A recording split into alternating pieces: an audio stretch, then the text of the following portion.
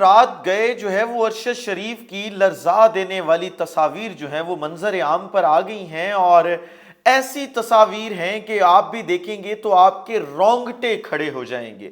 اور ان تصاویر نے اب ایک نئی بحث کو پاکستان میں جنم دے دیا ہے کہ ارشد شریف کے ساتھ قتل سے پہلے جب ارشد شریف کو شہید کیا گیا کیا کچھ ہوتا رہا، اور کس طریقے سے ارشد شریف کے پورا جسم جو تھا وہ زخمی تھا اور ان کی پسلیاں تک جو ہیں وہ ٹوٹی ہوئی تھی۔ یہ تمام تصاویر جو ہیں وہ میں نے آپ کے سامنے اس ویڈیو میں رکھنی ہے۔ اور پھر عمران ریاض کے حوالے سے رات کو ایک اور بہت اہم خبر آ گئی ہے، اور جو میجر عادل راجہ ہیں انہوں نے ایک بڑا انکشاف کر دیا ہے عمران ریاض کے حوالے سے کہ عمران ریاض کی زندگی کی سپاری دی جا چکی ہے، یعنی عمران ریاض کے سر کی قیمت جو ہے وہ ادا کر دی گئی ہے۔ یہ کیا تفصیلات ہیں یہ تمام آپ کے سامنے رکھنی ہے۔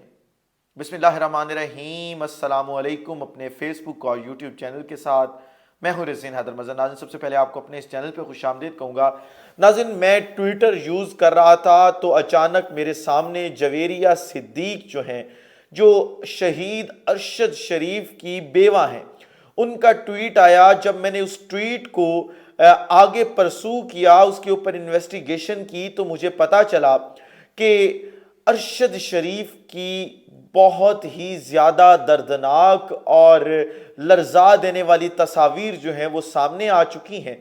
اور وہ تصاویر کس نے جاری کی، کس نے کہہ کر ایک اینکر سے پروگرام کروایا، یہ بڑی اہم ڈیبیٹ ہے۔ لیکن وہ جو تصاویر ہیں آپ یہ دیکھیں کہ انہوں نے بہت کچھ کھول کے رکھ دیا ہے، اور ان تصاویر نے جو باتیں ہم پہلے دن سے کر رہے تھے ان کو مزید تقویت دی ہے کہ ارشد شریف کا جو کینیا کے اندر قتل ہوا، ارشد شریف کو شہید کیا گیا، وہ کوئی جو ہے وہ مسٹیکن آئیڈینٹی کا کیس نہیں تھا جو کینیا کی پولیس کہہ رہی تھی، بلکہ وہ ایک سوچی سمجھی سازش تھی۔ وہاں کی پولیس کو جو ہے وہ ہائر کیا گیا تھا ان کو، کیونکہ وہاں پہ جو گنز ہیں وہ آپ ہائر کر سکتے ہیں، اور ان کے جو ویپنز ہیں جب وہ آپ ہائر کرتے ہیں تو وہ کسی بھی شخص کا کینیا کے اندر جو وہ ایزلی اس کو نشانہ بنا دیتے ہیں، اور مسٹیکن آئیڈینٹی اور یہ تمام مسائل جو ہے وہ شو کرواتے ہیں کہ اس طریقے کی یہ پوری کی پوری گیم تھی۔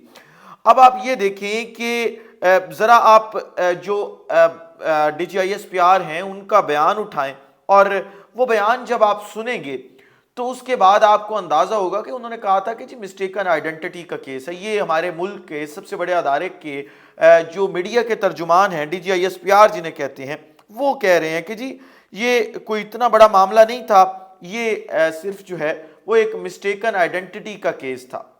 لیکن جو ہے وہ پھر آج یہ پروگرام کیا کروایا جاتا ہے۔ آپ ذرا یہاں پہ یہ بھی اندازہ لگائیں، تصاویر آپ کے سامنے رکھنے سے پہلے میں آپ کو یہ بتاتا چلوں کہ کافی عرصے سے جو ہے وہ ارشد شریف کی فیملی یہ کہہ رہی تھی کہ آپ پوسٹ مارٹم کی رپورٹ جو یہاں پہ ہوا ہے وہ جاری کریں، اور جو کینیا کے اندر پوسٹ مارٹم ہوا ہے اس کی رپورٹ بھی جاری کریں۔ لیکن وہ رپورٹس جو تھیں وہ جاری نہیں کی جا رہی تھیں، ان کو چھپا کے رکھا جا رہا تھا۔ لیکن پھر ایسی کیا ضرورت پڑ گئی کہ ایک اپنے ہی اینکر کے ذریعے جو آپ کا سپوک پرسن ہے اس کو آپ نے لانچ کیا، اور اس کو لانچ کرنے کے بعد جو ہے وہ آپ نے اس سے ایک پورے کا پورا پروگرام کروا دیا۔ جب آپ نے پورا پروگرام اس سے کروا دیا تو کیا یہ شہید ارشد شریف کی تذلیل نہیں ہے کہ آپ ان کی وہ تصاویر جو ہے وہ میڈیا پر چلوا رہے ہیں جو ان کی فیملی تک ہی نہیں پہنچی؟ وہ تصاویر جب اس کی ماں دیکھے گی ارشد شریف کی، جب اس کے چھوٹے چھوٹے بچے دیکھیں گے، اور اس کی بیوہ بیوی دیکھے گی تو اس کے اوپر کیا گزرے گی؟ آپ نے ایک لمحے کے لیے بھی سوچا یہ تصاویر چلوانے سے پہلے؟ آپ نے نہیں سوچا۔ آپ نے پورے کا پورا بیانیہ تبدیل کرنے کے لیے آج یہ تصاویر چلوا دی۔ ارشد شریف کو شہید ہوئے کتنے دن ہو چکے ہیں؟ کل سے آپ کو یہ خیال آیا ہے ارشد شریف کا؟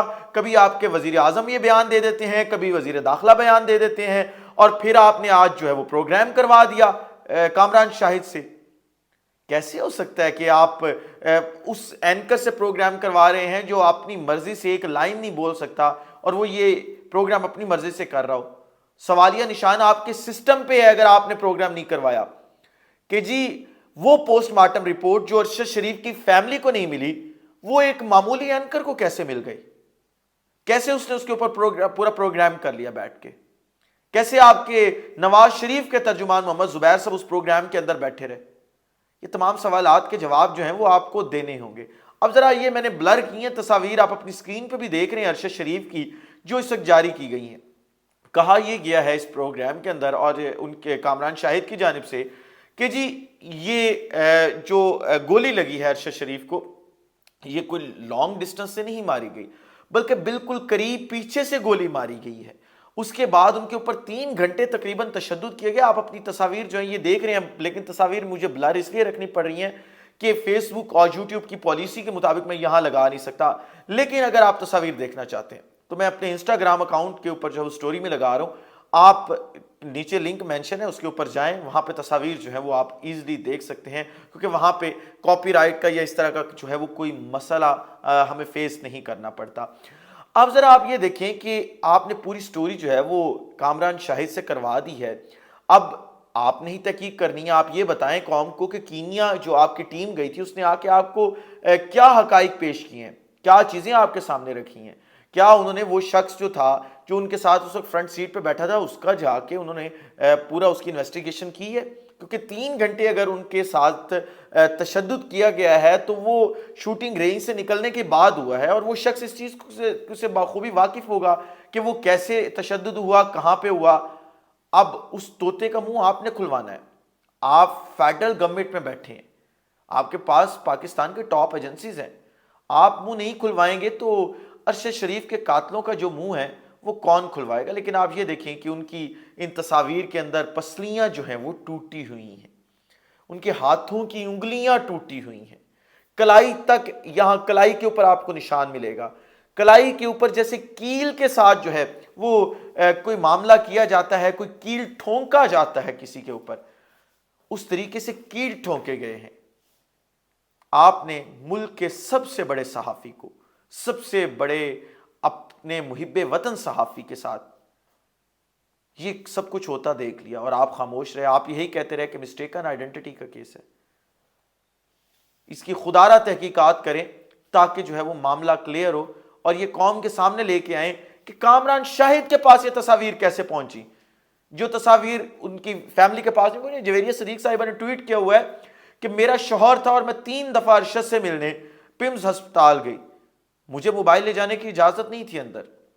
پھر وہ کون سا شخص تھا جو موبائل لے کے گیا اور اس نے یہ تمام تصاویر جو تھی وہ بنائی؟ اگلی خبر آپ کے ساتھ شیئر کر دیتا ہوں جی، میجر عادل راجہ صاحب ہے۔ میجر عادل راجہ صاحب کیونکہ ریٹائرڈ ہیں ایک ادارے سے، اور وہ کہتے ہیں کہ میرے پاس شاید کوئی سورس ہے، اور انہیں وہ جو ہے وہ خاموش مجاہدوں کا نام دیتے ہیں۔